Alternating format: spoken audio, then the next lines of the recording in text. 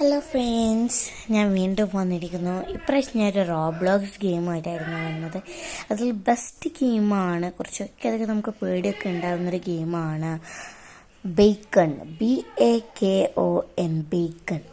അപ്പോൾ നമ്മളെല്ലാവർക്കും അറിയപ്പെട്ട ഒരു ഗെയിമാണ് റോബ്ലോക്സ്. അതിലുള്ള പല ഗെയിംസൊക്കെ നമുക്കറിയാം.